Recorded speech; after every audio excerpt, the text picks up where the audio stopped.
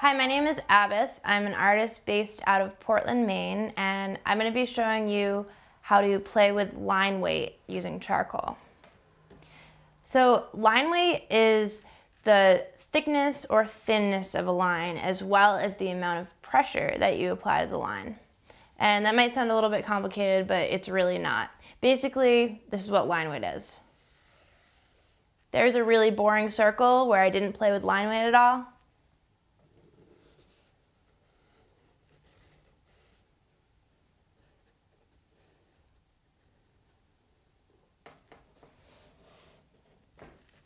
And there's a much more exciting circle, if you can call it that, where I did play with line weight.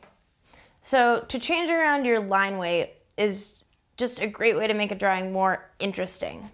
And the way to do this is to just change the angle and pressure that you're putting on your drawing tool. So I have just a piece of compressed charcoal, and I'm gonna start out with a really thin, light line weight. So I'm just gonna put this really sharp corner right here onto the page and lightly drag it across the page. And if I turn my wrist to expose the flat end of the compressed charcoal to the paper, that's gonna thicken my line weight.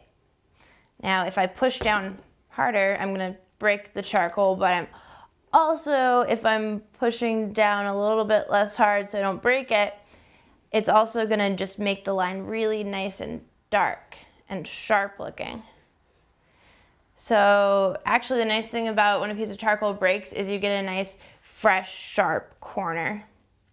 So really it's just about playing around with it and a lot of like twisting your wrist and moving the tool between your fingers and trying out different edges. It's almost like a calligraphy pen or something when you use it on its side like that. And you can just move it around the page and twist it around in your hand. And you'll make a lot of discoveries on your own doing this.